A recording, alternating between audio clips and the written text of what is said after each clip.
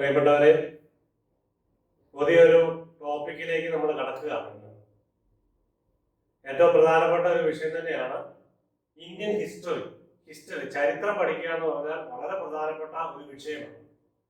അതിൽ ഇന്ത്യ ചരിത്രം നമ്മളെ സംബന്ധിച്ചിടത്തോളം വളരെ പ്രധാനപ്പെട്ടതാണ്. ഇന്ത്യൻ ഹിസ്റ്ററി മാത്രമല്ല, വേൾഡ് ഹിസ്റ്ററി നമ്മൾ പഠിക്കണം. പക്ഷെ ഇന്ത്യ ചരിത്രം നമുക്ക് പ്രധാനപ്പെട്ടതാകുന്നത് നമ്മുടെ എല്ലാ പരീക്ഷകൾക്കും ഇന്ത്യ ചരിത്രത്തിൽ നിന്നും ചോദ്യങ്ങൾ ഉണ്ടാവും. അതോടൊപ്പം തന്നെ PSCയുടെയും UPSCയുടെയും എല്ലാ പരീക്ഷകൾക്കും ഏറ്റവും കൂടുതൽ സാധാരണ ചോദ്യങ്ങൾ വരുന്നത് ഇന്ത്യ ചരിത്രത്തിൽ നിന്നാണ്. ഇന്ത്യ ചരിത്രം ഞാൻ ആമുഖമായിട്ട് നിങ്ങളുടെ ശ്രദ്ധയിൽപ്പെടുത്താനായിട്ട് ആഗ്രഹിക്കുന്നത്, ഇത് മുഴുവൻ പഠിപ്പിച്ചു തീർക്കാത്ര എളുപ്പമല്ല. ഇന്ത്യ ചരിത്രം നമുക്കറിയാം, ഒത്തിരി കാലങ്ങളുടെ ജനങ്ങളുടെ ജീവിതവും അതുമായിട്ട് ബന്ധപ്പെട്ട കാര്യങ്ങളുമാണ്. ഇത് നമ്മൾ പഠിച്ചെടുക്കുക അല്ലെങ്കിൽ എല്ലാ കാര്യങ്ങളും സംസാരിക്കുക എന്ന് പറഞ്ഞാൽ ആരെ സംബന്ധിച്ചൊന്നും പറ്റില്ല. അപ്പോൾ ഞാൻ ഈ ക്ലാസ്സുകളിൽ, ഇനി മുതൽ തുടങ്ങുന്ന ഈ ക്ലാസ്സുകളിൽ ഞാൻ ഉദ്ദേശിക്കുന്നത് ഇന്ത്യ ചരിത്രത്തിലെ പ്രധാനപ്പെട്ട ഏടുകളിലൂടെ, ഏടുകൾ എന്ന് പറഞ്ഞാൽ മലയാളം പറഞ്ഞാൽ നിങ്ങൾക്ക് അറിയില്ല, ടൈം ലൈനുകളിലൂടെ നമ്മൾ കടന്നുപോയാണ്. പ്രധാനപ്പെട്ട സംഭവങ്ങൾ, ആ ഡേറ്റുകൾ, അതുമായിട്ട് ബന്ധപ്പെട്ട കാര്യങ്ങൾ നമ്മൾ പരാമർശിച്ചു പോകും. അപ്പൊ നിങ്ങൾ ചെയ്യേണ്ടത് ഈ കാര്യങ്ങൾ കേൾക്കുമ്പോൾ അതിനെപ്പറ്റി കൂടുതൽ പഠിക്കുക എന്നുള്ളതാണ്. ഓരോ കാര്യങ്ങൾ കേൾക്കുമ്പോൾ അതിനെപ്പറ്റി കൂടുതൽ നിങ്ങൾക്ക് ലഭ്യമായ സോഴ്സുകൾ ഉപയോഗിച്ച് നിങ്ങൾ പഠിക്കുക. പക്ഷെ ഈ ടൈം ലൈൻ വളരെ പ്രധാനപ്പെട്ട. എന്തുകൊണ്ടാണ് ടൈം ലൈൻ നമ്മൾ ഇത് കാണാതെ പഠിക്കുക എന്നുള്ളതല്ല, മനസ്സിലാക്കി പഠിക്കേണ്ടതിന്റെ ആവശ്യകത എന്താണ്? കാരണം ഒരു ചോദ്യം വരുമ്പോൾ നമുക്ക് ആ ഉത്തരം അറിയില്ലെങ്കിൽ പോലും ഈ കാലഘട്ടത്തിൻ്റെതാണെന്ന് മനസ്സിലാക്കുമ്പോൾ നമുക്ക് താഴെ തരുന്ന ഓപ്ഷൻസ് നോക്കി അത് ശരി ഉത്തരം തന്നെ തിരഞ്ഞെടുക്കാൻ പറ്റും. മനസ്സിലായെന്ന് വിചാരിക്കുന്നു. ഏകദേശം നമുക്ക് ഉത്തരം അറിയത്തില്ലെങ്കിലും ഏകദേശം കാലഘട്ടം നോക്കി അല്ലെങ്കിൽ സാഹചര്യം നോക്കി നമുക്ക് മനസ്സിലാക്കാൻ പറ്റും. അങ്ങനെ ഈ ടൈം ലൈൻ വ്യക്തമായിട്ട് പഠിച്ചാൽ, അതായത് ഏൻഷ്യന്റ് ഹിസ്റ്ററി മുതൽ ഇന്നലെ വരെയുള്ള കാര്യങ്ങൾ നമ്മൾ പഠിച്ചു വെക്കുമ്പോൾ അതിലെ ഏത് സമയമാണ് ആരുമായിട്ട് ബന്ധപ്പെട്ടതാണെന്ന് നോക്കുമ്പോൾ ഉത്തരം ഊഹിക്കാൻ നമുക്ക് പറ്റും. അത് മാത്രമല്ല, ഇന്ത്യ ചരിത്രത്തെ പറ്റി പറയുമ്പോൾ ഈ ടൈം ലൈൻ പഠിച്ചു കഴിയുമ്പോൾ വ്യക്തമായ ഒരു ഗ്രാഹ്യം നമ്മുടെ മനസ്സിലുണ്ടാകും. അതിനുശേഷം ഈ ചരിത്ര പഠനം വളരെ എളുപ്പമാണ്. നിങ്ങൾ പലരും ചിന്തിക്കുന്നുണ്ട് ആ ചരിത്രം വളരെ ബുദ്ധിമുട്ടുള്ള കാര്യമാണ്. കാരണം പല കാര്യങ്ങളും ഓർത്തിരുന്നേ മതിയാവും. ഡേറ്റുകള്, സ്ഥലങ്ങള്, അതുമായിട്ട് ബന്ധപ്പെട്ട ആളുകളുടെ പേരുകള് നമ്മൾ പഠിച്ചിരുന്നേ മതിയാവും. പക്ഷേ ആ പഠിച്ചിരിക്കുന്ന എല്ലാ ഡേറ്റുകളും നമ്മൾ കറക്റ്റ് ഓർത്തിരുന്നില്ലെങ്കിലും ഇങ്ങനെ കണക്ട് ചെയ്ത് പഠിക്കുമ്പോൾ, ഒരു കാര്യത്തിൽ നിന്ന് മറ്റൊരു കാര്യത്തിലേക്ക് കണക്ട് ചെയ്ത് പഠിക്കുമ്പോൾ, ഒരു സാഹചര്യത്തിൽ നിന്ന് മറ്റൊരു സാഹചര്യത്തിലേക്ക് നമ്മൾ പോകുമ്പോൾ, ഓരോ വ്യക്തികളുടെ കാലഘട്ടം പഠിക്കുമ്പോൾ, അല്ലെങ്കിൽ ആ വ്യക്തികളുമായി ബന്ധപ്പെട്ടിരുന്നവരുടെ കാര്യങ്ങൾ പഠിക്കുമ്പോൾ, അല്ലെങ്കിൽ ഏതെങ്കിലും ഒരു സംഭവങ്ങളെ പറ്റി പഠിക്കുമ്പോൾ ഇന്ത്യ ചരിത്രം വളരെ എളുപ്പമായി തീരും. ഈ ഡേറ്റുകളൊക്കെ ഓർത്തിരിക്കാൻ നമുക്ക് പറ്റും. വളരെ പ്രധാനപ്പെട്ട ഡേറ്റുകൾ നമ്മൾ നിർബന്ധമായും പഠിച്ചേ മതിയാവും. അതുമായിട്ട് ബന്ധപ്പെട്ട സംഭവങ്ങൾ മതിയാവും. ഇനി ഒന്നുകൂടി പറഞ്ഞിട്ട് ഞാൻ ഈ ക്ലാസ്സിലേക്ക് എടുക്കുകയാണ്. എന്താണ് ചരിത്രം? എങ്ങനെയാണ് ഇത് പഠിക്കേണ്ടത്? ചരിത്രം എന്ന് പറഞ്ഞാൽ പ്രധാനമായിട്ട് ഞാൻ പറയുന്നു 3 കാര്യങ്ങളേ ഉള്ളൂ. ഒന്ന്, കാലം, സമയം. കാലം എന്ന് പറഞ്ഞാൽ ടൈം, സമയം. എന്താണ്? ഒരു സംഭവം നടക്കുന്നത് കാലത്തിനുള്ളിലാണ്. ഈ കാലം ഏതാണെന്ന് മനസ്സിലാക്കുക, ആ ഡേറ്റ് ഏതാണെന്ന് മനസ്സിലാക്കുക. ഓക്കെ. ഈ രണ്ടാമത്തേത്, ആ ഡേറ്റിൽ നടക്കുന്ന സംഭവങ്ങൾ ഏതൊക്കെയാണ്? ആ ഡേറ്റിൽ ഒരു സംഭവം നടന്നു, അല്ലെങ്കിൽ ഒന്നിൽ കൂടുതൽ സംഭവങ്ങൾ നടക്കുന്നു. ആ സംഭവം ഏതൊക്കെയാണ്? അപ്പൊ സംഭവം പഠിക്കുമ്പോൾ ആ സംഭവത്തിന്, ആ ഇൻസിഡന്റിന് മുൻപ് അതിനുള്ള കാരണങ്ങളുണ്ട്, അതിനുള്ള പരിണിത ഫലങ്ങളുണ്ട്. കാരണങ്ങളുണ്ട്, അതിലേക്ക് വരാൻ പോകുന്ന കാരണങ്ങള്, ഈ നടക്കുന്ന സംഭവം, അതിനുശേഷം ഉണ്ടാകുന്ന ആഫ്റ്റർ എഫക്റ്റ് എന്താണ്? ഇനി മൂന്നാമത്തെ കാര്യം, ഈ കാലത്തും ഈ സംഭവവുമായി ബന്ധപ്പെട്ട് നിൽക്കുന്ന വ്യക്തികൾ. ഒരാളുടെ പേരാകാം, ഒരു കുലത്തിന്റെ പേരാകാം, ഡൈനാസ്റ്റി ആവാം, അല്ലെങ്കിൽ ഒരു രാഷ്ട്രത്തിന്റെ ജനസമൂഹമാകാം, അല്ലെങ്കിൽ ഒരു പ്രദേശത്തെ മുഴുവൻ കൾച്ചറുമായി ബന്ധപ്പെട്ട വ്യക്തികളാകും. അപ്പൊ കാലമുണ്ട്, സംഭവമുണ്ട്, സംഭവവുമായി ബന്ധപ്പെട്ട വ്യക്തികൾ. ഇത്രയും കാര്യങ്ങൾ ഏകദേശം നമ്മൾ പഠിക്കുകയാണെങ്കിൽ ചരിത്രം വളരെ എളുപ്പമാണ്. ഏത് സംഭവത്തെ പറ്റിയും ഏത് കാര്യത്തെ പറ്റിയും നമ്മൾ കേൾക്കുമ്പോൾ അതിന്റെ ഡേറ്റ് ആണെന്ന് ഓർത്തിരിക്കുക, ആ സംഭവം, അതിന്റെ കാരണങ്ങളും പരിണിത ഫലങ്ങളും ഓർത്തിരിക്കുക, അതുമായിട്ട് ബന്ധപ്പെട്ട വ്യക്തികളോ അതുമായിട്ട് ബന്ധപ്പെട്ട ഗ്രൂപ്പോ അല്ലെങ്കിൽ സൊസൈറ്റിയോ അല്ലെങ്കിൽ രാഷ്ട്രമോ, അല്ലേ, അത് ഓർത്തിരുന്ന കാര്യങ്ങൾ എളുപ്പമായി. ഇപ്പൊ നമ്മള് ക്ലാസ്സിലേക്ക് കിടക്കുകയാണ്. Ancient India. ഏൻഷ്യൻ ഇന്ത്യ എന്ന് പറയുമ്പോൾ ഒത്തിരി കാര്യങ്ങളുണ്ട്. ഞാൻ ഏതാനും ചില ഒന്ന് രണ്ട് ഹിന്റുകൾ മാത്രമേ പറയുള്ളൂ. പ്രധാനപ്പെട്ട സംഭവങ്ങൾ മാത്രമേ നമ്മൾ സംസാരിക്കുകയുള്ളൂ. അത് നിങ്ങൾ ശ്രദ്ധിക്കുക, നോട്ട് എഴുതിയെടുക്കണം. അതിനുശേഷം നിങ്ങൾക്ക് ആവശ്യമായ ഇതിന്റെ എക്സ്പ്ലനേഷൻസ് നിങ്ങൾക്ക് ഇന്റർനെറ്റിലും മറ്റ് സോഴ്സുകളും അവൈലബിൾ ആക്കണം. അത് നോക്കി നിങ്ങളുടെ നോട്ട് കംപ്ലീറ്റ് ആക്കുക. ഓക്കെ, അപ്പൊ ജി കെ ഇങ്ങനെയൊക്കെ പഠിച്ചാലേ നമ്മൾ ജി കെ കവർ ചെയ്യാൻ പറ്റുള്ളൂ. നമ്മൾ കടക്കുകയാണ്. Ancient India. ഇന്ത്യ എന്ന് പറയുമ്പോൾ നിങ്ങൾ ഏകദേശം ധാരണയുണ്ട് അല്ലെ? India is a country in South Asia. South Asia whose name comes from Indus River. Sindhu നദിയുമായിട്ട് ബന്ധപ്പെട്ട് ആണ് ഇന്ത്യ എന്നുള്ള പേര് വന്നതെന്ന് ഒരു ചരിത്രം. ഇത് സത്യമാവണമെന്നൊന്നുമില്ല. അല്ലെങ്കിൽ ഒരു നാടിന് പേര് വരുന്നത് മിക്കവാറും അതിന്റെ കൾച്ചറുമായിട്ട് ബന്ധപ്പെട്ടോ അല്ലെങ്കിൽ നദീ തീരവുമായിട്ട് ബന്ധപ്പെട്ടോ അല്ലെങ്കിൽ അവിടെ താമസിക്കുന്ന ജനങ്ങളുമായിട്ട് ബന്ധപ്പെട്ടോ ഒക്കെ ആയിരിക്കും. അപ്പൊ ഇന്ത്യ എന്നുള്ള പേര് വന്നത് ഈ ഇൻഡസുമായിട്ട് ബന്ധപ്പെട്ടാന്ന് പറയും. ഭാരതം എന്ന് പേര് പറഞ്ഞ് ഭാരത ദുനിയായിട്ട് ബന്ധപ്പെട്ട് ഇന്ത്യൻ എപ്പിക് മഹാഭാരതമായിട്ട് ബന്ധപ്പെട്ടാണ് ഭാരതം എന്ന് പേര് വന്നത്. According to the writings known as the Puranas. പുരാണം എന്ന് പറഞ്ഞാൽ നിങ്ങൾക്കറിയാം, പുരാണങ്ങൾ അല്ലെ? വേദം, പുരാണം, പിന്നെ ആരണ്യവും ഉപനിഷത്ത്, ഇതൊക്കെ നിങ്ങൾ കേട്ടിട്ടുണ്ട്. Religious and historical text written down in 5th century AD. 5th century കാലഘട്ടത്തിൽ എഴുതപ്പെട്ട ഭരത conquered the whole sub continent. ഈ പുരാണം അനുസരിച്ച് ഇന്ത്യൻ സബ് കോണ്ടിനെന്റ് മുഴുവൻ കീഴടക്കിയ ഒരു വ്യക്തിയായിരുന്നു. അത് കീഴടക്കി അവിടെ സമാധാനപരമായി ഭരിച്ചിരുന്ന ഒരു വ്യക്തിയായിരുന്നു ഭരതൻ.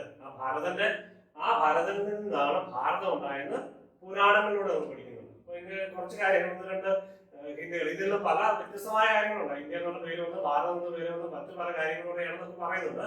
ഞാൻ അതിൽ ഏറ്റവും പ്രധാനപ്പെട്ട രണ്ടെണ്ണം പറഞ്ഞതേ ഉള്ളൂ. ഓക്കെ, ഇനി സബ് കോണ്ടിനെന്റ്, ഇന്ത്യയുടെ അല്ലെങ്കിൽ ഈ ഒരു സബ് കോണ്ടിനെന്റ് അല്ലെങ്കിൽ ഈ പെനിൻസുല, ഇതിന്റെ ഒരു കാലഘട്ടം 2.5 ലക്ഷത്തോളം വർഷം.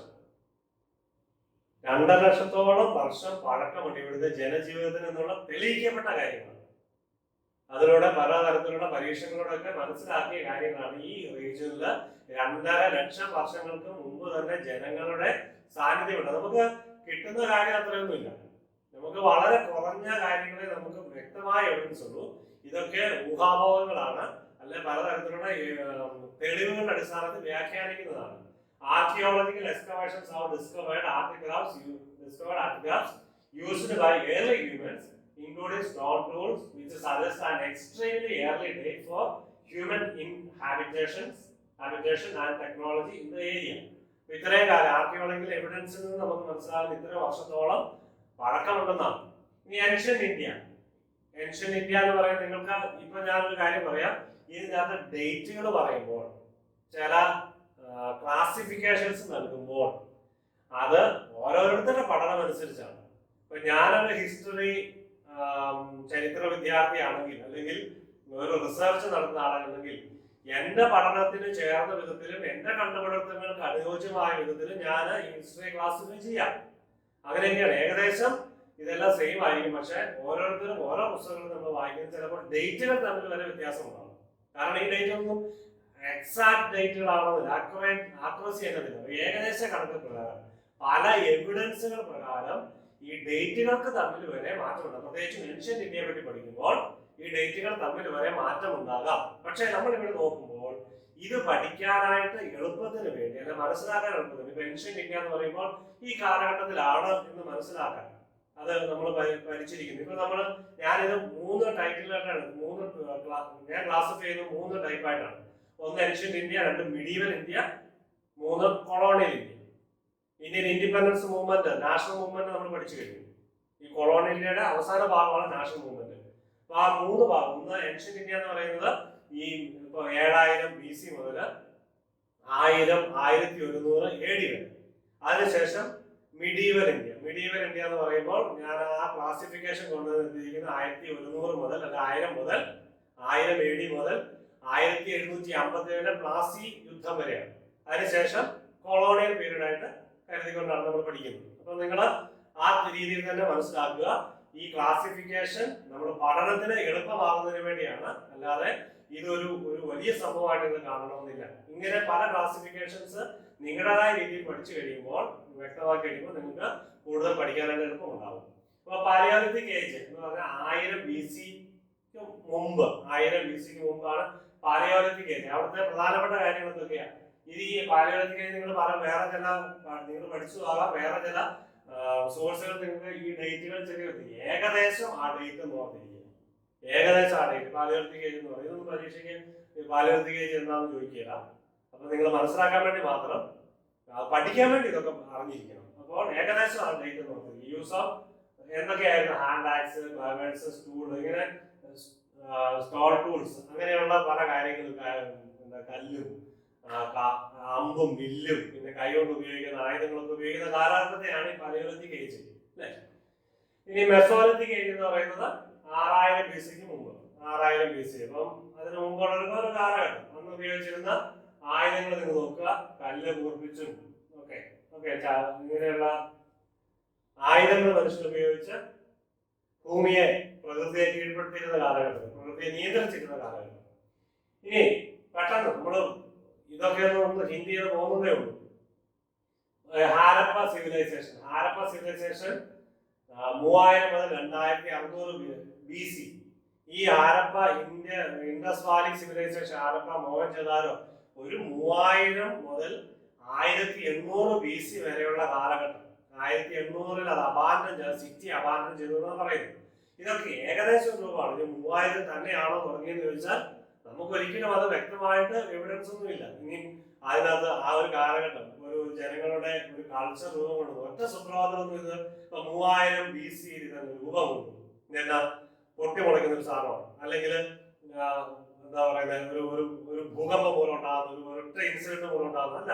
ഇതൊരു കാലഘട്ടത്തിലൂടെ കടന്നു വന്ന് ഒരു കൾച്ചർ, ഒരു സമൂഹം ഡെവലപ്പ് ചെയ്യുന്നതാണ്. ഇത് വർഷങ്ങൾ എടുക്കുക. അപ്പൊ നമ്മള് ഇത് മനസ്സിലാക്കുന്നത് ഏകദേശം ഈ കാലഘട്ടത്തിലായിരുന്നു. അത് 3000 മുതൽ 1800 വരെയുള്ള കാലഘട്ടത്തിലാണ് ഇൻഡസ് വാലി, സിന്ധു നദീതടവുമായിട്ട് ബന്ധപ്പെട്ട സംസ്കാരം 1800 വരെ ഉണ്ടാകും. 1800 നശിപ്പിക്കപ്പെട്ടതിന് പ്രത്യേക കാരണങ്ങളുണ്ട്. ഒത്തിരി കാരണങ്ങള് നിങ്ങൾ പഠിച്ചിട്ടുണ്ട് അല്ലെ. എന്തായിരുന്നു? ഭൂകമ്പങ്ങൾ, നാച്ചുറൽ കലാമിറ്റീസ് മൂലം, യുദ്ധങ്ങൾ മൂലം, എപ്പിഡമിക് മൂലം, പിന്നെ സ്വാഭാവികമായ നാശം, ഇങ്ങനെയൊക്കെ പല കാരണങ്ങള് മൂലം ഈ സിവിലൈസേഷൻ, അതായത് ലോകത്തിലെ ഏറ്റവും വലിയ സിവിലൈസേഷൻ ഒന്നായ ഇൻഡസ് വാലി സിവിലൈസേഷൻ നാമാവശേഷമായി. ഓക്കെ, അപ്പൊ അതങ്ങ് തീർന്നു.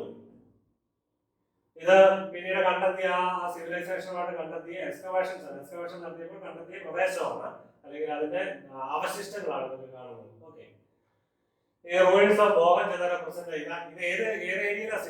സിന്ധു നദീതടം, സിന്ധുവിന്റെ ഇൻഡസിന്റെ തീരപ്രദേശങ്ങൾ, പാകിസ്ഥാന്, ഇന്ത്യയുടെ നോർത്ത് വെസ്റ്റേൺ പ്രദേശങ്ങള്. നോർത്ത് വെസ്റ്റേൺ എന്ന് പറഞ്ഞാൽ ഗുജറാത്ത് മുതൽ അങ്ങോട്ട്, ഗുജറാത്ത് അല്ലെങ്കിൽ രാജസ്ഥാൻ, പാകിസ്ഥാൻ, ആ ഏരിയ ആയിട്ട് ബന്ധപ്പെട്ടാണ് ഈ സിവിലൈസേഷൻ ഡെവലപ്പ് ചെയ്യുന്നത്. സിന്ധു നദി ഇന്ത്യയിലല്ല, ലോകത്തിലെ വലിയ നദികളിലൊന്നാണ് സിന്ധു. വലിയ വെള്ളം ഉൾക്കൊള്ളുന്ന നദിയാണ്. നമ്മൾ പഠിച്ചിട്ടുണ്ട്. Mohenjo-daro is one of the world's earliest major urban settlements, contemporaneous with the civilization of ancient Egypt, Mesopotamia and Crete. Okay, അപ്പോൾ ഈ ഇൻഡസ് വാലി സിവിലൈസേഷൻ തന്നെ മോഹൻജദാരോ, ഈ സിന്ധു നദീതടവുമായിട്ട് ബന്ധപ്പെട്ട സിവിലൈസേഷൻ, ഈജിപ്ഷ്യൻ, മെസൊപ്പൊട്ടോമിയ, ഗ്രീക്ക് സംസ്കാരങ്ങളും ഒക്കെ ആയിട്ട് ബന്ധപ്പെട്ട ആ കാലഘട്ടത്തിൽ അതൊക്കെയാണ് വലിയ സിവിലൈസേഷൻസ്, വലിയ ഗ്രൂപ്പ് ഓഫ് പീപ്പിൾ. ഒരു സിവിലൈസേഷൻ ഒരു സംസ്കാരം അല്ലേ. Then the city was abandoned എന്ന് പറഞ്ഞു. Rediscovered in 1922. ഇത് ഈ എക്സ്കവേഷൻസ് ഒക്കെ നടത്തി ഈ ഇങ്ങനെ ഒരു സംസ്കാരം ഉണ്ടായിരുന്നു എന്ന് കണ്ടെത്തുന്നത് പ്രധാനമായിട്ടും 1922-ലാണ്. അധികാരമായിട്ടുണ്ട്, ഒരു 100 കൊല്ലം ആകുന്നതേ ഉള്ളൂ അല്ലെ. ഇൻഡോ ആര്യൻ മൈഗ്രൻസ്, ഈ മൈഗ്രേഷൻ, ഈ ആര്യന്മാരെ പറ്റി നമ്മളൊന്ന് അറിഞ്ഞിരിക്കുന്നത്. ഏത് കാലഘട്ടത്തിലാണ് ആര്യന്മാർ എന്ന് പറഞ്ഞാൽ ഈ സെൻട്രൽ ഏഷ്യയിൽ നിന്ന് വന്ന ഒരു ഗ്രൂപ്പ് ഓഫ് ജനങ്ങളാണ് അല്ലെ. സെൻട്രൽ ഏഷ്യ എന്ന് പറഞ്ഞാൽ ഏതാ? ഈ ഏൻഷ്യൻ മിറ്റാനി അല്ലെങ്കിൽ അനാറ്റോലിയ എന്ന് പറഞ്ഞ ആ ഏരിയ എന്ന് പറഞ്ഞാൽ ഇന്നത്തെ ടർക്കി ആലോചിക്കുക. ടർക്കിയുടെ ആ ഒരു ഏരിയ ആണ് ഈ പ്രദേശം എന്ന് പറയുന്നത്. സെൻട്രൽ ഏഷ്യ, ടർക്കി എന്ന് പറഞ്ഞാൽ മെഡിറ്ററേനിയൻ സീയുടെ ഒരു ഭാഗം. മെഡിറ്ററേനിയൻ സീയിൽ ഈ മെഡിറ്ററേനിയൻ ഞാൻ പിക്ചർ കൊടുത്തിട്ടുണ്ട് നോക്കാം.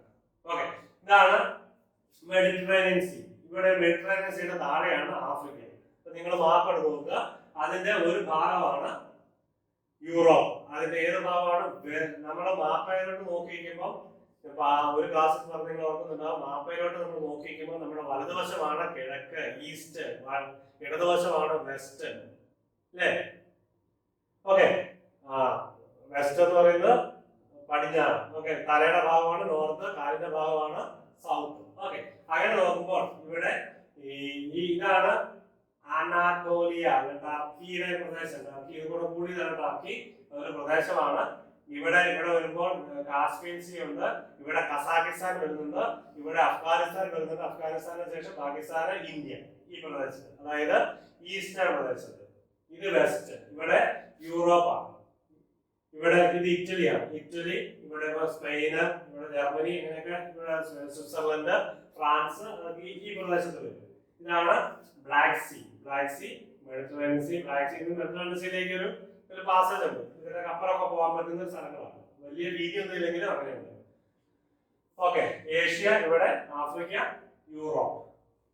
അപ്പൊ ഈ പ്രദേശങ്ങൾ, ഈ സെൻട്രൽ ഏഷ്യൻ ഈ പ്രദേശത്ത് നിന്നാണ് ഇങ്ങോട്ടേക്ക് ഈസ്റ്റേൺ പ്രദേശങ്ങളിലേക്ക് കാൽനടയായിട്ടാണെന്ന് വരുന്നത്. ഇങ്ങനെ കരമാർഗമാണ് ഇതിലിങ്ങനെ പോയി അഫ്ഗാനിസ്ഥാൻ അല്ലെങ്കിൽ കസാഖിസ്ഥാൻ വഴി അല്ലെങ്കിൽ ഇറാൻ വഴി ഇറാനിയൻ പ്രദേശങ്ങളിൽ നിന്നൊക്കെ ആ ഒരു പ്രദേശത്ത് നിന്ന് വന്ന് ഇന്ത്യയിലേക്ക്, ഇന്ത്യയുടെ നോർത്ത് വെസ്റ്റേൺ പ്രദേശങ്ങളിൽ സെറ്റിൽ ആയവരാണ് ആര്യൻസ്. അത് മാത്രമല്ല, ഇവർക്ക് ഇന്ത്യയുടെ മൊത്തം കാര്യങ്ങൾ, ഇപ്പൊ ഇവരുടെ ഭാഷയുമായിട്ട് ബന്ധപ്പെട്ട് നമ്മൾ പഠിച്ചു കഴിയുമ്പോൾ പാകിസ്ഥാനിലും അഫ്ഗാനിസ്ഥാനിലും ഇന്ത്യയിലും ശ്രീലങ്കയിലും വരെ ഇവരുടെ ഭാഷയുടെ സ്വാധീനമുണ്ട്. അപ്പൊ ആര്യന്മാരുടെ സ്വാധീനമൊക്കെ ഇവിടെ എല്ലാം ഉണ്ടായിരുന്നതായിട്ട് നമുക്ക് കാണാൻ സാധിക്കും. ഓക്കെ, ഇൻഡോ ആര്യൻ മൈഗ്രേഷൻ ഏകദേശം 2000 BC മുതലാണ് ഈ മൈഗ്രേഷൻ സ്റ്റാർട്ട് ചെയ്യുന്നത്. ഹാരപ്പൻ പീരീഡ്, ആ കാലഘട്ടത്തിൽ, ഹാരപ്പ, മോഹൻജദാരോ, ആ കാലഘട്ടത്തിലാണ് Aryan migration, Indo Aryan migration നടക്കുന്നത്. മൈഗ്രേഷൻ, ഓക്കെ, അപ്പൊ അത് നിങ്ങൾ മനസ്സിലാക്കുക. ആര്യന്മാരുടെ കാലം, ഈ ആര്യന്മാരുമായിട്ട് ബന്ധപ്പെട്ട പ്രധാനപ്പെട്ട കാര്യമുണ്ട് വേദങ്ങൾ. ഈ വേദങ്ങൾ ആര്യന്മാരിലൂടെയാണ് ബന്ധപ്പെട്ടത്. ഓക്കെ, അപ്പൊ ഹിന്ദുക്കൾ ഇന്ന്, ഹിന്ദു സംസ്കാരം ഇന്ന് വലുതായിട്ട് ഉയർത്തിപ്പിടിക്കുന്ന, അല്ലെങ്കിൽ അവരുടെ ഹോളി സ്ക്രിപ്ചർ എന്ന് അറിയപ്പെടുന്ന, അവർ വിശ്വസിക്കുന്ന ഈ വേദങ്ങൾ നൽകപ്പെട്ടത് ആര്യന്മാരുടെ വരവോടുകൂടിയാണ്. അവരുടെ സംഭാവനയാണെന്നാണ് കരുതുന്നത്, വിശ്വസിക്കപ്പെടുന്നത്. Okay, Anatolia, large peninsula and western Asia in the westernmost prostration of Asian continent, പ്രധാനപ്പെട്ട ഏരിയ. അത് ആ അർത്ഥത്തിൽ മനസ്സിലാക്കിയാൽ മതി. വെസ്റ്റേൺ ഏഷ്യയുടെ അല്ലെങ്കിൽ സെൻട്രൽ ഏഷ്യയുടെ പ്രധാനപ്പെട്ട ഒരു ഏരിയ ആണ് അനാറ്റോലിയ എന്ന് പറയുന്നത്. It makes up majority of modern Turkey. Okay, നമ്മൾ കണ്ടതാണ്. ഓക്കെ, ഇനി വേദിക് പീരീഡ്. ഞാൻ പറഞ്ഞു, വേദിക് പീരീഡ് ആര്യന്മാരുടെ വരവിലേക്കാണ്, അല്ല ആര്യന്മാരുടെ സംഭാവനയിലേക്കാണ് വേദങ്ങൾ ചൊല്ലുന്നത്. 1200 മുതൽ 500 BC വരെയുള്ള കാലഘട്ടം. ആക്യുറേറ്റ് എന്ന് പറയരുത്, ഈ കാലഘട്ടമാണ് വേദങ്ങളുടെ കാലഘട്ടം എന്ന് പറയുന്നത്. വേദങ്ങൾ നൽകപ്പെടുന്നു, വേദങ്ങൾ. ഓക്കെ, ഋഗ്വേദം ഏതൊക്കെയാണ്? യജുർവേദം, അഥർവവേദം, സാമവേദം. അതാണ് 4 വേദങ്ങൾ നൽകപ്പെടുന്നു. വേദങ്ങൾ, ഉപനിഷത്തുകൾ, ആരണ്യകങ്ങൾ, ഇങ്ങനെ പോകുന്നു അല്ലേ? ഇനി ആര്യൻ ഇൻഫ്ലുവൻസ്, പാസ്റ്റർ, ഈ വേദങ്ങളിലുള്ള ആര്യൻ ഇൻഫ്ലുവൻസ് ആണ്. Pastoral life style and adherence to the religious text known as Vedas. വേദങ്ങൾ എന്ന് പറഞ്ഞാൽ എന്താണ്? Pastoral life style and adherence to the religious text. Okay, society become divided into 4 classes. ആര്യന്മാരുടെ ഈ വേദങ്ങൾ അനുസരിച്ച് സൊസൈറ്റി 4ആയിട്ട് തിരിച്ചിരിക്കുന്നത് നിങ്ങൾക്ക് അറിയാവുന്നതാണ്. ചാതുർവർണ്ണ്യം, Brahmana, Kshatriya, Vaishya, Shudra. Okay, right. Then അടുത്തത് മഹാവീരൻ, ജൈനിസം. ജൈനിസത്തിന്റെ ഫൗണ്ടർ എന്നറിയപ്പെടുന്ന 24ാമത്തെ തീർത്ഥങ്കരനായ, അവസാനത്തെ തീർത്ഥങ്കരനായ വർദ്ധമാന മഹാവീരൻ അല്ലെ? ജൈന വർദ്ധമാന മഹാവീര ജൈനിസം ഫൗണ്ടർ ഏകദേശം 1550. ജൈനിസം എന്താണ് വ്യക്തമായിട്ട് സ്ഥാപിച്ചത് നമുക്കറിയില്ല. ഏകദേശം ഈ കാലഘട്ടത്തിലാണ്. മഹാവീരന്റെ കാലം 599 മുതൽ 527 വരെയുള്ള കാലഘട്ടത്തിലാണ്. ചിലര് പറയുന്നു 500 BC-യിലാണ് ഈ ജൈനിസം അതിന്റെ പൂർണ്ണ രൂപം കൈവരിച്ചത്. ചിലര് പറയുന്നത് 550-ൽ സ്ഥാപിക്കപ്പെട്ടു. ഒരു കാലഘട്ടം എടുത്തിട്ടുണ്ടാവണം. BC പിന്നോട്ടാണ് കാൽക്കുലേറ്റ് ചെയ്തത്. 599 മുതൽ 527 വരെ വരുന്നത്. ഓക്കെ, BC മുമ്പിൽ നിന്നും പിന്നിലേക്കാണ് കാൽക്കുലേറ്റ് ചെയ്യുന്നുള്ള കാര്യം മറന്നു പോകരുത്. Jains believe Vardhamana born in 15 599 BC and died in 599 BC and died in 527 BC. അതാണ് വർത്തമാന മഹാവീരന്റെ കാലത്ത് ലാസ്റ്റ് തീർത്ഥങ്കര. ലാസ്റ്റ് 23rd തീർത്ഥങ്കരനും ഈ ലാസ്റ്റ് തീർത്ഥങ്കരനുമായ മഹാവീരനും പ്രധാനപ്പെട്ടവരാണ്. 23rd പാർശ്വനാഥയാണ് ഏകദേശം 8-7 നൂറ്റാണ്ടുകൾ ജീവിച്ചിരുന്ന വ്യക്തി. ഇനിയും 24 തീർത്ഥങ്കരൻ മഹാവീരൻ ഒക്കെ അത് ഓർത്തിരിക്കണം. ഈ 23rd 24th ജൈനിസത്തിലെ ഈ തീർത്ഥങ്കരന്മാരിൽ പ്രധാനപ്പെട്ട തീർത്ഥങ്കരൻ എന്ന് പറഞ്ഞാൽ സേജ് അല്ലെ, ഒരു മുനി എന്നൊക്കെ വേണമെങ്കിൽ പറയാം. അവരുടെ ഒരു അവതാരം അല്ലെ, ഒരു മഹാപുരുഷൻ എന്ന് വേണമെങ്കിലൊക്കെ നമുക്ക് വ്യാഖ്യാനിക്കാം. മഹാവീര കണ്ടംപററി ഓഫ് ബുദ്ധ. ബുദ്ധന്റെ കാലത്ത് തന്നെയാണ് മഹാവീരനും ജീവിച്ചിരുന്നത്. ഈ സിദ്ധാർത്ഥ ഗൗതം നോക്കാം. 599 മഹാവീരൻ ജനിച്ചതെങ്കിൽ 563 ബുദ്ധൻ ജനിച്ചത്. 483 BC അദ്ദേഹം മരിച്ചു. അപ്പൊ ബുദ്ധന്റെ സിദ്ധാർത്ഥ ഗൗതമ ബുദ്ധന്റെ കാലഘട്ടം നോക്കുക. മഹാവീരന്റെ കാലഘട്ടം 599, 527. ബുദ്ധന്റെ കാലഘട്ടം 563, 483 BC. ഗൗതമ ബുദ്ധ ഓൾസോ. ഇതൊക്കെ ഞാനൊന്ന് പറഞ്ഞു പോകുന്നേ ഉള്ളൂ, നിങ്ങൾക്ക് അറിയാവുന്നതാണ്. സിദ്ധാർത്ഥ സാഖ്യമുനി എന്ന പേരുണ്ട്. Simply Buddha, sage of whose teaching Buddhism was founded. Buddhism എന്ന് പറയുന്നത് ഒരു learning is not a learning about strange belief. Strange ബിലീഫിനെ പറ്റിയുള്ള ഒരു പഠനമല്ല, മറിച്ച് അകലങ്ങളിലുള്ള ഒരു സ്ട്രേഞ്ച് ബിലീഫിനെ പറ്റിയുള്ള പഠനമല്ല, മറിച്ച് it is about looking at and thinking about our own life. സ്വന്തം ജീവിതത്തെ പറ്റി മനസ്സിലാക്കി. Desire is a cause of all sufferings, 8-fold paths, 4 noble truths. ഇതൊക്കെ ഞാൻ ഇവിടെ പറയുന്നില്ല, നിങ്ങൾ ക്ലിയർ ആയിട്ട് പഠിച്ചിരിക്കണം. ഇത് IIT എഴുതുന്നവരെ സംബന്ധിച്ച് വളരെ ക്ലിയർ ആയിട്ട് പഠിക്കണം. ബുദ്ധിസം, ജൈനിസം, ഇങ്ങനെയുള്ള ഇന്ത്യൻ റിലീജിയനെ പറ്റി ക്ലിയർ ആയിട്ട് പഠിച്ചിരിക്കണം. അതൊക്കെ നിങ്ങൾ നോക്കി പഠിക്കുക. അതൊക്കെ ഞാൻ ജൈനിസത്തെ പറ്റിയൊക്കെ പറയണം, എന്തുമാത്രം ഉണ്ടെന്ന് പറയുന്നത് നിങ്ങളത് പഠിച്ചിരിക്കണം. എന്താണ് ജൈനിസം എന്നുള്ളത് നിങ്ങൾ പഠിച്ചിരിക്കുക. ഞാൻ ടൈം ലൈൻ മാത്രമേ പറഞ്ഞു പോകുന്നുള്ളൂ, പ്രധാനപ്പെട്ട പോയിന്റുകൾ മാത്രമേ പറഞ്ഞു പോകുന്നുള്ളൂ. ബുദ്ധിസം എന്ന് പറയുമ്പോൾ അതിനകത്ത് 4 noble truths ആൻഡ് അഷ്ടാംഗ മാർഗ, 8 ലീഡിംഗ് പാത്ത് അല്ലെ, 8-fold പാത്ത്, അഷ്ടാംഗ മാർഗ, 8 വഴികൾ, 4 നോബൽ ട്രൂത്ത് അല്ലെ. ഡിസയർസ് ഏറ്റവും അടിസ്ഥാനമാണ്. ഡിസയർ ആഗ്രഹങ്ങളാണ് ഏറ്റവും വലിയ സഫറിംഗിന്റെ പ്രധാനപ്പെട്ട കാര്യം. It shows us how to understand ourselves and how to cope with our daily problems. നമ്മുടെ സ്വന്തം ജീവിതത്തിലെ അനുദിന ജീവിതത്തിലെ പ്രോബ്ലംസ് മനസ്സിലാക്കാൻ സഹായിക്കും. Alexander great move to India 336 and 323. Alexander, Alexander the Great was born to parents King Philip II and Queen Olympia. അരിസ്റ്റോട്ടലിന്റെ ശിഷ്യനായിരുന്നു. ഫിലിപ്പിന്റെ മരണശേഷം 18ാമത്തെ വയസ്സിൽ ശക്തനായി. ഫിലിപ്പിന്റെ മരണശേഷം അദ്ദേഹം ആർമിയുടെ നേതൃത്വം ഏറ്റെടുത്തു. Alexander went to conquer Persia and Egypt, his kingdom ranging from Mediterranean to border of India. അപ്പോൾ മെഡിറ്ററേനിയന്റെ ഒരു സൈഡിലാണ് ഈജിപ്ത്, ഇപ്പുറത്തെ സൈഡിലാണ് ഇന്ത്യയുടെ സൈഡ്, ഏഷ്യ. അപ്പോൾ സെൻട്രൽ ഏഷ്യ നിങ്ങൾ നോക്കുക, ഈ സെൻട്രൽ ഏഷ്യ മുഴുവൻ അദ്ദേഹം കീഴടക്കുകയാണ്. വെറും വളരെ ചുരുങ്ങിയ കാലഘട്ടം കൊണ്ട് അദ്ദേഹത്തിന് എനിക്ക് തോന്നുന്നു 32 വയസ്സ് ആയപ്പോൾ മരിച്ചുപോയ മനുഷ്യനാണ്. അപ്പൊ അത്രയും 32 ചെറുപ്പക്കാരൻ ഈ ലോകത്തിലെ ഏറ്റവും വലിയ ചക്രവർത്തി അലക്സാണ്ടർ ഗ്രേറ്റ് സെൻട്രൽ ഏഷ്യ മുഴുവൻ കീഴടക്കി. അതുപോലെ മെഡിറ്ററേനിയൻ സീ മുതൽ ഇൻഡസ് വരെ, ഇൻഡസ് 325 അദ്ദേഹം ക്രോസ് ചെയ്തെന്നാണ് പറയപ്പെടുന്നത്. BC 325 Indus valley, Indus cross ചെയ്താൽ ഇന്ത്യയുടെ നോർത്തേൺ സൈഡ് വരെ അദ്ദേഹം എത്തി. മെഡിറ്ററേനിയൻ നിങ്ങളൊന്ന് ആലോചിച്ചാൽ മാപ്പെടുത്ത് നോക്കി എത്രമാത്രം ദൂരമുണ്ട്. ഇതൊക്കെ നടന്നും കുതിരപ്പടയിലും കാലാൾപ്പടയിലും ആനപ്പടയിലും ഒക്കെയാണ് കാവലറി അല്ലേ, അതൊക്കെയാണ് വന്നത്. 32 വയസ്സ്, അത്രയും പ്രായത്തിൽ ഇദ്ദേഹം മലേറിയ പിടിച്ച് മരിച്ചു എന്നാണ് പറയുന്നത്. അപ്പൊ അലക്സാണ്ടറിന്റെ Indian campaign began in 326 BC. ഇനി കോൺഗ്രസ് നോക്കുക. ഇതൊരു മാപ്പ്, ഇതൊക്കെ നിങ്ങൾക്ക് ഇന്റർനെറ്റിൽ യൂട്യൂബ് അല്ല ഇന്റർനെറ്റില് പിക്ചേഴ്സിൽ അടിച്ചു കഴിഞ്ഞാൽ നോക്കി കഴിഞ്ഞാൽ കിട്ടുന്നതാണ്. ഇതാണ് ഇന്ത്യ. ഈ ഒരു ഏരിയ മുഴുവൻ അദ്ദേഹത്തിന്റെ എക്സ്പെഡീഷൻസ് നടന്ന സ്ഥലമാണ്. അദ്ദേഹം കീഴടക്കിയ സ്ഥലമാണ്. അദ്ദേഹം ആ നാട് മുഴുവൻ കീഴടക്കിയ കാലഘട്ടം BC 356 323, 32 വയസ്സ് പ്രായിച്ചു. മൗര്യൻ എംപയർ, ചന്ദ്രഗുപ്ത മൗര്യ. നമ്മൾ ഈ ഒരു ക്ലാസ് അല്പം ഒരു അരമണിക്കൂർ മിച്ചം പോകും, അതുകൊണ്ട് പെട്ടെന്ന് നമുക്ക് തീർക്കാം. ചന്ദ്രഗുപ്ത മൗര്യ ചന്ദ്രഗുപ്ത മൗര്യൻ എംപയർ. ഗുപ്തന്മാരും മൗര്യന്മാരും തമ്മിൽ വ്യത്യാസമുണ്ട്. പിന്നീടാണ് ഗുപ്തന്മാരുടെ കാലഘട്ടം വരുന്നത്. ഇത് മൗര്യൻ കാലഘട്ടം. ചന്ദ്രഗുപ്ത മൗര്യ 324 മൗര്യൻ എംപയർ സ്ഥാപിച്ചു, including Afghanistan and central Asia. Okay, Chandragupta Maurya was the founder of Mauryan empire. ആരാണ് മൗര്യൻ എംപയറിന്റെ സ്ഥാപകൻ എന്ന് ചോദിച്ചാൽ ചന്ദ്രഗുപ്ത മൗര്യ. ചന്ദ്രഗുപ്ത സെക്കൻഡ് എന്നൊക്കെ പിന്നീട് വരും കേട്ടോ. അത് വിക്രമാദിത്യനാണ്. അത് ഗുപ്ത എംപയർ ആണ്. ഇത് മൗര്യൻ എംപയർ ആണ്. അത് ഗുപ്ത എംപയർ നമ്മൾ പിന്നീട് വരും. He ruled 324 BC until the voluntary retirement.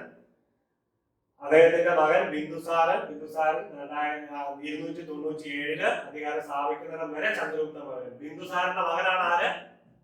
Ashokan the great. Ashoka Kalinga war എന്ന് ഓർക്കുന്നുണ്ടാവും. Okay, Chandragupta Maurya with help of ചാണക്യൻ ഈ ബിന്ദുസാരന്റെയും ചന്ദ്രഗുപ്ത മൗര്യന്റെയും കാലഘട്ടത്തിലെ വലിയ ബുദ്ധിമാനായ ജീവിയായിരുന്നു, മനുഷ്യനായിരുന്നു ആര്?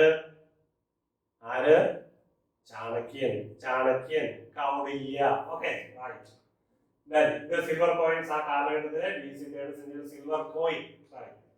ചാണക്യയെ പറ്റി നമ്മൾ പറഞ്ഞു പോകാതിരിക്കാൻ പറ്റില്ല. ചാണക്യയുടെ കാലഘട്ടം 350 275. ആരൊക്കെ? ചന്ദ്രഗുപ്ത മൗര്യന്റെയും ബിന്ദുസാര, അശോകന്റെ അപ്പനായ ബിന്ദുസാരന്റെ കാലഘട്ടത്തിലെ ബുദ്ധിമാനായ അവരുടെ അഡ്വൈസർ ആയിരുന്നു, അല്ലെങ്കിൽ അധ്യാപകനായിരുന്നു ചാണക്യന്റെ പ്രധാനപ്പെട്ട റൈറ്റിംഗ്സ്, ഒരിക്കലും മറക്കാത്ത പ്രധാനപ്പെട്ട റൈറ്റിംഗ്സ് നമ്മളിപ്പോ പറയും. ഏതാണ്ട് ഓർമ്മിക്കാമോ? അർത്ഥശാസ്ത്ര. ഇന്ന് വരെ സാമ്പത്തിക ശാസ്ത്രത്തെ പറ്റി, എക്കണോമിക്സിനെ പറ്റി ഇതുപോലൊന്നും ആരും എഴുതിയിട്ടില്ല.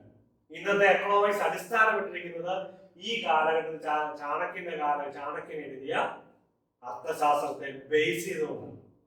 അപ്പൊ അത്രമാത്രം തക്ഷശില എന്നുള്ള വലിയ യൂണിവേഴ്സിറ്റി, എത്ര വലിയ യൂണിവേഴ്സിറ്റി അന്നത്തെ കാലത്ത് ഉണ്ടാക്കുക എന്ന് പറഞ്ഞാൽ എളുപ്പമല്ല. അതിലെ പ്രധാനപ്പെട്ട അധ്യാപകനായിരുന്നു ചാണക്യൻ. He was an Indian teacher, philosopher, economist, jurist, and royal advisor. He is traditionally identified as Kaudilya Vishnugupta, who authored the ancient political treatise, the Arthashastra, economics. Treatise എന്നുള്ള അർത്ഥം നമ്മൾ ഇപ്പോൾ കാണുന്നു കേട്ടോ. ഓക്കെ, അപ്പൊ കൗടില്യ വിഷ്ണുഗുപ്ത എന്നും ഈ ചാണക്യൻ അറിയപ്പെടുന്നുണ്ട്. As such, he is considered as the pioneer of the field of political science and economics in India, and his work is thought of as an important precursor to classical economics. Okay. Originally a teacher at the ancient University of Takshashila, Chanakya assisted the first Mauryan Emperor Chandragupta in his rise to power. Okay. Chanakya served as the chief advisor to both Emperor Chandragupta and his son Bindusara, the father of Ashoka. Okay. So നമ്മൾ പറഞ്ഞ കാര്യങ്ങൾ തന്നെയാണ് ഇതിനകത്ത് വരുന്നത്. Arthashastra. Okay. A treatise is a written work dealing formally and systematically with the subject. അതാണ് treatise എന്ന് പറയുന്നത്. Pronunciation അങ്ങനെയാണെന്ന് എനിക്കറിയില്ല. ജോസഫ് സാറോട് ചോദിക്കേണ്ടി വരും. അല്ലെങ്കിൽ നിങ്ങൾ കണ്ടെത്തുക. treatise ആണ് ഞാൻ ഉച്ചരിച്ചത്. അത് ശരിയാണെന്ന് നമ്മൾ നോക്കാം. It is an ancient Hindu treatise of straight terms, economic policy, military strategy, and written in Sanskrit. Arthashastra. Okay, market. Chanakya. It includes books on the book on the nature of government, law, civil and criminal court system, ethics, economics, markets and trade, the methods of screening ministers, diplomacy, theories on war, nature of peace, and the duties and obligations of a king. The text includes ancient economic and cultural details on agriculture, mineralogy, mining and metals, animal husbandry, medicine, forest and wildlife. ഇതെല്ലാം കാര്യങ്ങളെ പറ്റി അല്ലേ ചിന്തിക്കാൻ പറ്റുമോ? നിങ്ങളൊക്കെ ഇതുപോലുള്ള പുസ്തകങ്ങൾ എഴുതുക. ഇനി തക്ഷശില യൂണിവേഴ്സിറ്റി, ഇവിടെ ഇതിനെ പറ്റി ഒന്ന് പറഞ്ഞുകൊണ്ട് നമ്മൾ ഈ ക്ലാസ് അവസാനിപ്പിക്കുന്നതാണ്. ഓക്കെ, തക്ഷശില യൂണിവേഴ്സിറ്റി അതിന്റെ റിമൈൻസ് ആണ് കാണുന്നത്. Remains Takshashila university. ഇതിലെ പ്രധാനപ്പെട്ട മനുഷ്യനായിരുന്നു ചാണക്യൻ. ആരുടെ കാലഘട്ടത്തിലാണ്? മൗര്യന്മാരുടെ കാലഘട്ടം. Takshashila also known as flourished from 600 BC to 500 AD. അതായത് 1000 വർഷം ഈ കിങ്ഡം ഓഫ് ഗാന്ധാർ പ്രദേശത്ത് നിലനിന്നിരുന്ന വലിയ university. More than 200 2,700 years back, the huge university existed in that ancient India, where over 10,500 students from all across the world came for higher studies. ഇന്ന് തന്നെ ഇത്രയും 10,000 students പഠിക്കുന്ന ഇന്ത്യൻ യൂണിവേഴ്സിറ്റി ഉണ്ടോ? ഉണ്ട്, ഇന്ന് ഉണ്ട്. നമ്മുടെ ഹൈദരാബാദ് സെൻട്രൽ യൂണിവേഴ്സിറ്റി, JNU ഇതൊക്കെ സ്റ്റുഡൻസ് ഒത്തിരി ഉള്ളവരാണ്. ഹൈദരാബാദിലൊക്കെ നല്ല നമ്പർ, എന്നാലും 10,000 ഉണ്ടെന്ന് എനിക്ക് തോന്നുന്നില്ല. ഓക്കെ, അപ്പൊ അന്നുണ്ടായിരുന്നു. Students from all across the world use to come to attain specialisation in over 64 different fields of studies. 64 schools of studies ഉണ്ടായിരുന്നു. Like Vedas, grammar, philosophy, Ayurveda, agriculture, surgery, politics, welfare, warfare, astronomy, commerce, futurology, music, dance, etc. There were even curious subjects like the art of discovering hidden treasure, decrypting encrypted message, etc. Okay. Takshashila, the place where the university existed in now in Pakistan. Pakistan in the Pakistan admission into this university was purely based on merit അടിസ്ഥാനത്തിൽ, അവിടെ recommendation ഒന്നുമില്ല, merit അടിസ്ഥാനത്തിൽ. The students would opt for electives and then would do in-depth study and research into their field of choice. Okay, ഇന്നത്തെ കാര്യം ഡീപ്പായിരുന്നു അല്ലേ, നമ്മൾ ചിന്തിക്കാൻ പറ്റും 2500-600 വർഷങ്ങൾക്ക് മുമ്പ്. ഓക്കെ, നമ്മൾ തക്ഷശിലയോടുകൂടി ക്ലാസ് അവസാനിപ്പിക്കുകയാണ്. അടുത്ത ക്ലാസ് ഇതിന്റെ ബാക്കിയായിട്ട് ബിന്ദുസാരനിലേക്ക് നമ്മൾ വന്നുകൊണ്ട് ക്ലാസ് നമ്മൾ ആരംഭിക്കും. ഓക്കെ.